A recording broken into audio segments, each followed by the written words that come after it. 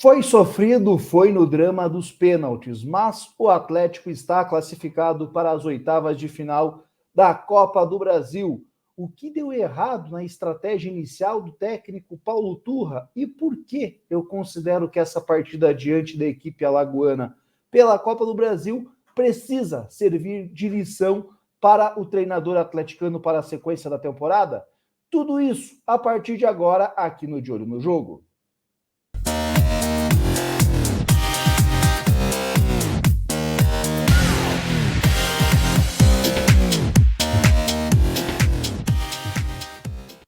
Conteúdo começando com aquele pedido tradicional. Por favor, se inscreva aqui no canal De Olho no Jogo. Nos últimos dias tivemos um crescimento aí bastante interessante, estamos bem próximo dessa meta de 8 mil inscritos. Faltam aproximadamente 90 inscritos aí para alcançarmos essa meta, alcançarmos esse objetivo, e aí, isso confirmado, faremos um sorteio de camisa do Atlético, do Coritiba ou do Paraná Clube, para todos vocês que curtem aqui o canal De Olho no Jogo. Então, por favor, dê esse voto de confiança, se inscreva aqui no canal. Se já é inscrito, espalhe, mande aí para amigos, familiares, vizinho, colega de trabalho, colega de faculdade, do colégio, enfim, com quem você curte aí falar sobre futebol, especialmente os conteúdos relacionados aqui ao futebol paranaense. Conto com a colaboração de todos vocês, 8 mil inscritos, sorteio de camisa do Atlético, do Coxa ou do Paraná Clube para toda a galera que curte aqui o De Olho no Jogo. Pois bem, para falar de Atlético 2, CRB 1, acredito que o primeiro ponto que a gente vai precisar abordar é a estratégia, a escalação do técnico Paulo Turra. Isso porque ele praticamente repetiu o time que enfrentou o Atlético Mineiro com a entrada do Thiago Heleno na vaga do Pedro Henrique, ou seja, teoricamente um Atlético mais forte do que aquele que enfrentou o Galo. Afinal, Thiago Heleno, o general, é um dos grandes ídolos da história atleticana, um dos maiores zagueiros de todos os tempos do rubro-negro, na minha visão, na minha humilde opinião, o melhor zagueiro de todos os tempos, aí, o maior zagueiro de todos os tempos da história atleticana. Só que ontem, logo que começou ali a transmissão na Transamérica, quando o Robson De Lázari, repórter da rádio setorista do Atlético, passou essa provável escalação, eu logo de cara falei que eu não via sentido em um jogo como esse você não começar com pelo menos Pablo e Vitor Roque juntos. Por quê? Repito, contra o Galo, o Atlético fez um bom primeiro tempo, só que era um contexto diferente. Embora seja competição eliminatória, sei, Libertadores da América, está na fase de grupos, não é mata-mata, não é ida e volta e quem levar melhor passou, mas é um torneio de tiro curto, é um torneio com um regulamento diferente, então vamos colocar assim no mesmo caráter, então, de jogos eliminatórios, o Atlético Mineiro e Atlético e CRB. Ainda assim, tinha uma grande diferença, a qualidade do adversário. O Atlético Mineiro era uma equipe que iria atacar o Atlético na Arena da Baixada, iria querer ficar muito com a bola, iria tornar o goleiro Bento um personagem da partida, e assim foi. O Bento foi o grande nome daquela vitória rubro-negra por 2-1 na Arena na semana passada. O CRB, sem qualquer tipo de menosprezo, sem qualquer tipo de desprezo, tem a sua qualidade para o seu parâmetro, para o seu contexto competitivo. O CRB é uma equipe que trabalha bem a bola quando a tem, só que no jogo de ontem ele ia passar 75%, 80% do tempo se defendendo, não ficando com a bola, não tentando atacar o goleiro Bento do Atlético. Então, era um desenho diferente, porque o jogo começava 1-0 o CRB. Para o CRB, quanto mais o tempo passasse, melhor era, porque ele estava com uma vantagem. Só que quando o Paulo Turra iniciou o jogo com aquela mesma formação, tendo ali no meio de campo o Fernandinho, o Eric e o Christian, tendo aberto pelo lado esquerdo o Rômulo, pelo lado direito o Terence e centralizado o Vitor Roque, para mim era uma nítida falta, uma perda de tempo, não colocando em xeque a qualidade desses jogadores do Atlético. Para mim era até o suficiente para o Atlético vencer pelo menos o primeiro tempo por 1-0, mas era um desenho de jogo que não casava com essas características dos jogadores, não era apenas brigar, ser competitivo, ter força física, iria exigir do Atlético tranquilidade, inteligência, visão de partida e repertório para arriscar finalizações de média e longa distância, invertendo as jogadas, tentar encontrar algum passe para que confunda ali as ações da zaga adversária e presença de área para receber essas bolas dentro da área adversária, sufocar essa última linha do adversário e também fazer a marcação-pressão. Por isso que eu defendia, no mínimo, Vitor Roque e Pablo juntos, porque era um contexto muito diferente do que a gente tinha visto aí na semana passada pela Libertadores da América. Era um jogo que o Atlético precisava de gols. E os jogadores que mais têm capacidade de entregar gols ao time rubro-negro são Pablo e Vitor Roque, abastecidos ali pelo Davi Terans e pelo Vitor Bueno. Mas o quadrado, que eu já defendi muitas vezes aqui no canal, é algo que, pô, já estava desistindo, porque não estava com a menor pinta que o Paulo Turra iria dar o braço a torcer. Só que na base da marra, na base da força ali, da força do ódio, vamos brincar assim, o Paulo Turra teve que ceder, teve que colocar ali os principais jogadores técnicos do Atlético, porque ele viu que não deu certo a ideia dele. E por que não deu certo? O Atlético começa o jogo brigando, competindo, só que não leva perigo contra a equipe do CRB. E para piorar, uma das primeiras pontadas da equipe alagoana, o Anselmo Ramon abriu o placar. Então a vantagem que era 1-0 passou a ficar 2-0. E a partir dali o CRB começa a adotar uma estratégia a partir dos 10 minutos do primeiro tempo, quando o Atlético passava a intermediária ofensiva para atacar o CRB se defendia numa linha de 6.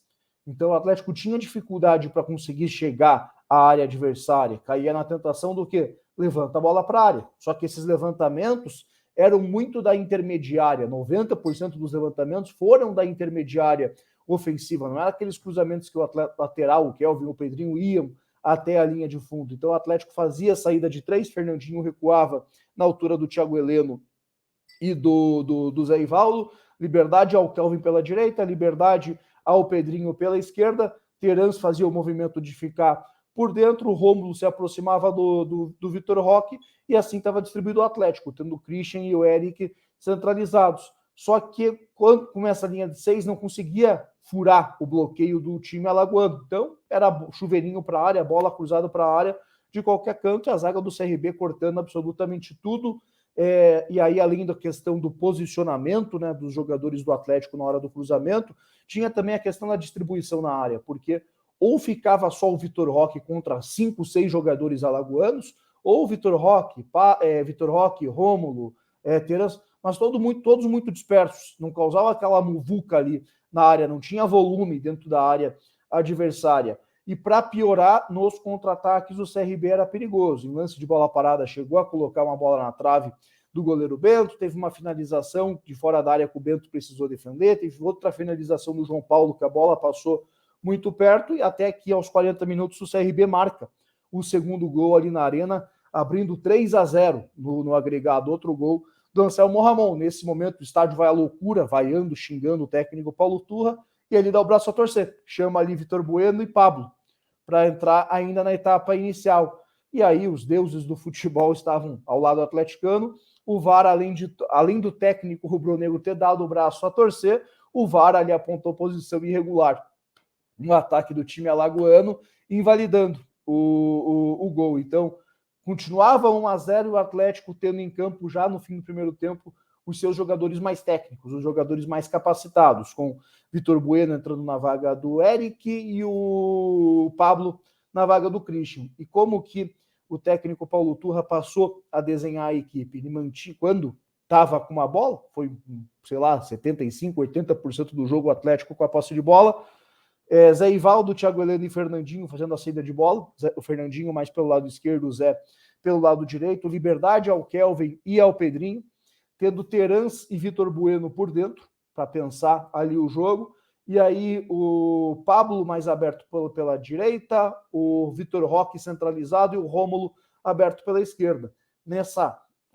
Com essa presença com essa distribuição, o Atlético tinha a presença de área para receber esses cruzamentos. Quando a bola caía por dentro, tinha jogadores capacitados para pensar a partida ali, Vitor Bueno e o Terans, para tentar uma finalização de média e longa distância, algo que no primeiro tempo foi pouco utilizado, mas o Atlético passa a sufocar o CRB a partir dessas alterações, a partir dos 40 minutos, Ainda no primeiro tempo, o Atlético começa a levar perigo contra a meta do Diogo Silva, que tem que fazer 2 importantes defesas no primeiro tempo. Teve uma bola na trave do Terans no primeiro tempo, ou seja, precisou perder 40 minutos para o Atlético fazer aquilo que era meio sabido que o jogo iria exigir. Então foi um erro claro de estratégia do técnico Paulo Turra. Na coletiva ele tentou defender ali, porque contra o Galo foi muito bem, mas quando eu vi que não ia dar, fui lá e revi. Ele precisou tomar um 2-0 para rever, para fazer ali o que o jogo estava pedindo, uma característica clara que essa partida teria. Mas, como eu disse ontem na Transamérica, volto a falar aqui, antes tarde do que nunca. Pelo menos percebeu que o jogo estava pedindo isso, que o jogo estava se desenhando para isso, deu o braço a torcer. No segundo tempo, no intervalo ainda, teve outro movimento importante que daí ele fez. Ele sacou o Rômulo, colocou o Alex Santana. E aí, nessa distribuição que o Atlético estava, nesse 3-4-3, o Terans passou a ficar o atacante ali pelo lado esquerdo do campo, tendo o Vitor Roque centralizado, o Pablo mais pelo outro lado, mais pela direita, e o Terans mais pela esquerda, com o Alex Santana junto com o Vitor Bueno pelo meio, para pensar o jogo, para arriscar as finalizações de média e longa distância, que foram pouco utilizadas na etapa inicial pelo time atleticano, mas também para fazer esse movimento da infiltração. E foi justamente esse movimento da infiltração que matou a parada, porque o Atlético ia rodando a bola, ia tendo paciência para tentar encontrar o caminho, só que esse cruzamento da intermediária para a área direto era muito mais fácil de bloquear. É aí o que o Atlético passou a fazer, a colocar essa bola na diagonal para alguém batê-la para os jogadores que estavam entrando na área. E aí o Fernandinho, com toda a sua categoria, viu o Maddson bem aberto pela direita, fez esse movimento, o Maddson devolveu a bola para o meio da área e lá estava o Alex Santana, entrando ali cara a cara com o goleiro Diogo Silva para marcar ali o gol do empate atleticano, incendiar de vez a Arena da Baixada. Então, no segundo tempo, sim, foi um ataque contra a defesa. Só que no que o CRB toma o gol, o Humberto Louser chama o Copete. O CRB tinha perdido ali o contra-ataque, como o Copete ele recupera o fôlego para contra-atacar. Ele tirou o Mike no intervalo para colocar algum. Ao lançar o Copete na vaga do Renato, ele volta a ter velocidade ofensiva. E aí o CRB passa a contra-atacar também o Atlético. Fica um jogo bastante emocionante, com as duas equipes criando ali algumas situações, criando algumas oportunidades. Volume muito maior atleticano, que acabou presenteado ali com mais um gol do Alex Santana. 2-1, decisão nos pênaltis, brilhou o goleiro Bento, defendeu a cobrança do Diogo Silva, aliás, o jogo acabou sendo um dos personagens da noite, né, porque fez um bom jogo no tempo normal, é verdade, mas bateu o pênalti de um jeito ali. Aí o Bento defendeu, recebeu nova chance, o VAR apontou que o Bento se adiantou, bateu igualzinho, só que o Bento fez o mesmo movimento, defendeu mais uma vez. E dos jogadores do Atlético, todos muito eficientes, muito eficazes ali, todos com muita tranquilidade, Terans esbanjando categoria, Pablo batendo muito bem, Vitor Bueno fechando a conta, e o Anselmo Ramon também perdeu pela equipe alagoana. Fim de papo, Atlético classificado nas oitavas de final da Copa do Brasil, com mais de 3 milhões de reais faturados, aí, mais de 3 milhões de reais garantidos. É claro, classificação importantíssima, mérito esportivo, o Atlético cresceu durante a partida, soube entender ali que o jogo pedia, mas vou ser chato aqui, precisa servir de lição, porque era algo óbvio, era algo desenhado, não precisava esperar 40 minutos, não precisava tomar um 2-0, que foi o que aconteceu, o Atlético só faz essas alterações após o segundo gol do CRB ser marcado, para fazer o óbvio. Não estou aqui pedindo para o Paulo Turra mudar seus conceitos de futebol, não estou aqui pedindo para o Paulo Turra transformar a equipe dele. Só que qualquer equipe do mundo precisa ter algo chamado repertório. E nesse jogo de ontem exigia um Atlético diferente do Atlético da última terça-feira. Exigia um Atlético mais inteligente em campo, mais imprevisível, arriscando chutes de média e longa distância e tendo capacidade de trabalhar, de circular melhor essa bola para furar o bloqueio adversário. Quais jogadores podem entregar isso? Terans e Vitor Bueno. Além disso, o Atlético precisava de gols. Quais são os jogadores mais capacitados para marcarem gols com a camisa atleticana? Pablo e Vitor Roque. Pela primeira vez vimos os 4 juntos em campo. Espero que isso entre agora no cardápio, esteja no radar do técnico Paulo Turra, porque o Atlético tem muitos ganhos tendo esses 4 jogadores juntos.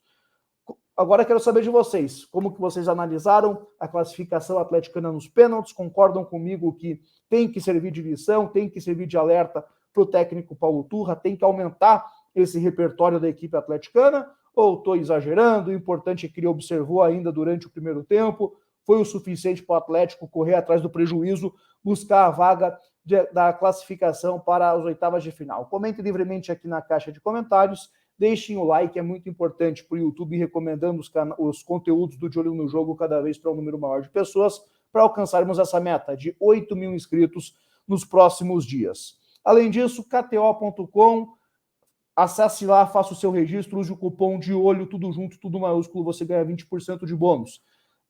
No último vídeo do Atlético, fiz uma sugestão aqui, apostando em vitória do Atlético, do São Paulo, poucos gols em São Paulo e Ituano, e vitória do Cruzeiro. Deu boa aí, quem seguiu, faturou, levou uma boladinha aí para casa. Agora, outra dica para essa quarta-feira à noite de Copa do Brasil, ó.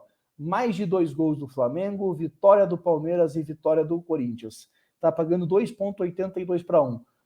Apostei lá R$25 nesse combo, tudo dando certo, setentão aí de retorno, setentão de benefício aí, de lucro, setentão no total de lucro aí com a aposta sendo vitoriosa. Então, KTO.com, faça o seu registro, use o cupom De Olho, tudo junto, tudo maiúsculo, você ganha 20% de bônus, a melhor casa de apostas do Brasil.